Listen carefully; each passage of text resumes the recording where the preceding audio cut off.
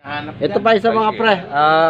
Meron pa tayong gagamit. Kakadating lang nito. At paandar natin para marinig niyo yung andar. Mga taon pa, hindi na balik yan. Kaya na mahuhuwat. Start!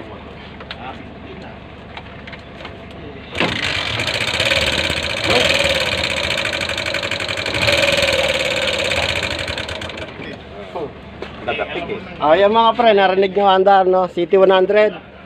Hindi, 17, 24 lang ka tayo, 24. 2000, ano? Walong taon na. 2017. Ayan, shoutout sa may-ari, oh. 2017. Nung in-overhaul ko to. Yan mga pre, ganun katagal, no? Halos ilang taon din, no? Kaya, 2017, nung in-overhaul ko. Ang daming sira nito mga pre, katok. Yan, oh. Pinagkakalas na lahat ni pare yung bearing. Ayan ang mga bearing lahat siya, papalitan, pati oil seal. At babalik natin sa sariwa. Kalasin mo rin itong lining at titingnan natin yan. Okay, mga pre. Umatak pa. Lakas pa umatak. Ito mga pre, ito na yung mga alat ng pyesa na nabili ni Sir, no? Gawa ng simpleng sira lang sana yung nangyari sa motor niya. Bali nag-uusok lang ngayon na napabayaan sa langis hanggang sa talagang kumatok na. Ayan. Halos lahat sira mga pre, kaya napalaki siya rito. Ito yung mga binili niya.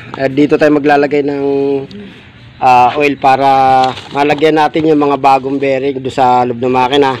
At lahat ng bearing ng makina pinapalitan natin. Ito isang set na block. Ayan. Okay. Mga pre, replacement lang to, no. Ayan, takasago. Kompleto na isang set. Meron ng ano yan, piston, saka piston ring. Kompleto na isang set na yan. Tapos ito yung isa sa pangunahing nasira sa kanya. Kung narinig niyo yung, di ba pinandar ko nung bago natin buksan. Kahit na kahit yung kanyang camshaft mga pre. Ito, original to mga pre. Isang set na to. Bali mga pre, ano to old model ng City 100. Ito, kasukat lang to mga pre nung natin, pang new model. Ayan. Bali, ipapakita ko sa inyo yung mga pinagkaibang piyesa sa old model tsaka sa new model mga pre. Kasi ito yung mga kauna-unahang badya mga pre. Okay, ito yung mga pinagpalitan natin, ang dami. Ito, ayan, chain guide. Oil seal, piston up, valve seal, original mga pre. Ayan. Tapos yan, o-ring. Tapos o-ring to mga pre sa collar ng ating engine sprocket at saka oil seal ng ating engine sprocket. Ayan. Ito naman sa sa kung hindi ako nagkakamali mga pre sa kick. Yan. Bagong primer kasukat lang siya ng pang City 100. New model mga pre. At ito na yung mga bearing mga pre. Yan, pinagpapalitan natin. Ito 6203.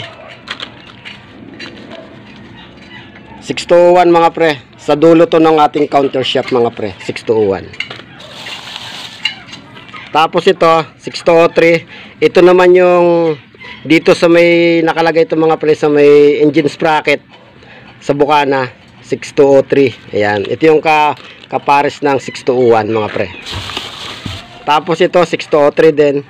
Ito naman yung pinaglalagyan ng ating likod ng clutch housing mga pre. Ayan. Okay. Oil seal sa natin ito mga pre sa clutch. Ayan. Langis. Overhauling gasket. Yan mga pre. Ipapakita ko na sa inyo yung pinagkaiba. Yan. Original pa yung kanyang tawag nito, barbula. Ito, nagpalit din tayo ng connecting rod. Ayan bago na yung mga pre. Yan, shoutout. Ayan, shoutout kayo sa pinagawa natin ito na napakahusay gumawa. Sa kay Mang Ray, sa anak ni Mang Ray. Yan mga pre, suportahan niyo yung kanyang YouTube channel. Mang Ray Machine Shop. Ayan. Ito na mga pre, ang pinagkaiba ng natin sa new model at saka sa old model. Yan, kung mapapansin nyo, di ba sa new model. May ano yan dito, stick bearing. Dito wala. Yan o. Bali nahirapan siya maghanap nito ng kapares. Eto, buti na lang dito sa amin sa matandang nagtitinda ng piyesa at meron pa nakuha, nag-iisa na lang to. Ayan. Mga pre, hindi obra dito yung ano ha. Yung pang city new model dito sa ating old model mga pre. Replacement lang to. At wala na talaga tayong mabilan dito. Ito yung pinakahuli. Pares na pares siya mga pre. Ayan. Hindi siya obra, nasasalpakan mo siya ng ano pang new model. Okay, tapos ito, buhay na natin to. At yan, malaki-laki na gastos ni Sir dito ano. Talagang kung hindi niya lang pinabayaan, bali nag-uusok lang to. Binabantuan niya ng binabantuan hanggang sa ayun, kita niyo mancha nung ano, mga natuyon langis. Yan.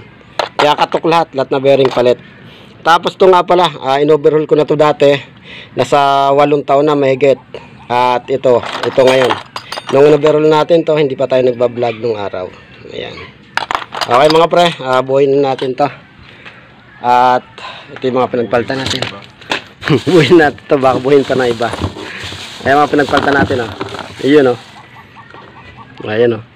Kita nyo, kaid na kayo do. Marami pa rito wala. Nandun sa isang lagayan. Okay. Yung rocker arm wala. Okay. Tensioner, gagamitin pa natin itong tensioner nya. At yung block nya, stack up na yan. Okay, buhay na natin to. Update ko na lang kayo mamaya pagka nabuo na no. Mga pre, ito na yung bagong camshaft natin. Langsan muna natin. At ilagay natin yun no. Bagong mga pre, katulad lang to ng ano, new model mga pre. Ayan. Oops. Mga pre, ito yung ano ha, yung original ng old model na ano, rocker arm. Kita nyo yun oh. Sobrang laki na ng kalog. Ayan. Ayan. Tapos ito na yung pinalit natin. Swabing yung mga pre. Tamang-tama lang clearance niyan. Salpak na natin.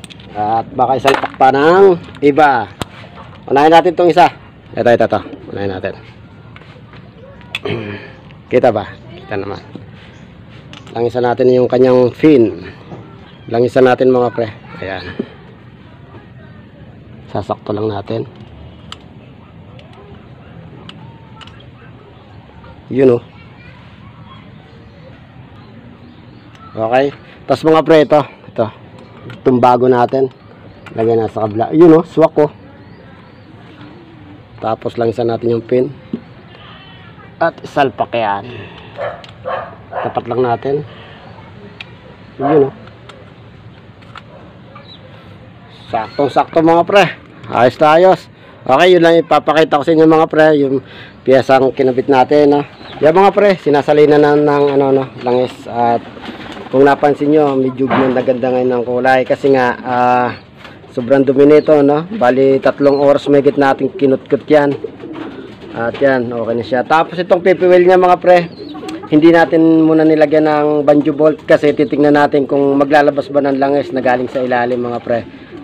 Pagka nakita natin naglabas ng langis, bago natin lagyan ng tornilyo. Ngayon pagka hindi mga pre, kakalasin ulit natin to at may gagawin tayong kakaiba dyan para ano, dahil nga natuyo ng langis tumaring nagbara dito yung mga langis na natuyo no, kaya hindi muna natin nilagyan ng tornilyo. Paandarin muna natin ng ganyan. Pero yung loob ng makina, yung lahat ng mga bearing kasi nga bago no, pati sa may ano, nilagyan natin ng langis bago sinalpak, tapos pinalagyan pa ulit natin ng langis.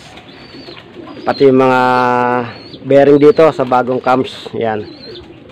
Pati doon sa kanyang ano, rocker arm, binasa din natin ng langis para unang andar, kasi nga binuksan natin to, hindi natin nilagyan para hindi magka-problema. Okay, kabitan natin mga pre. Yan mga pre, hindi mo natin nilagay yung tambotso, paandarin muna natin at tingnan natin kung barado tong kanyang PP wheel. Pahingin muna akong basahan pre. Sasapin na natin ng basahan dito mga pre para hindi tumulo, para hindi magkayat dito sa ating cylinder head no? Lagyan mo natin. Ayusin ko lang. Yan mga pre, nilagyan natin yung basahan. Cake. Yun. Nakita yung mga pre, yun o. So, ibig sabihin hindi barado yung kanyang PP well. Okay? Tanggalin natin at ikabit natin lahat yan. Tanggalin natin ito. Yun o.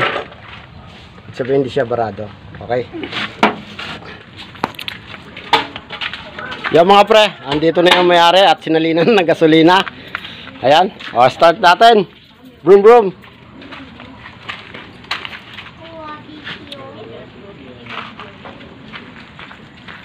Bro natin. Oo, start.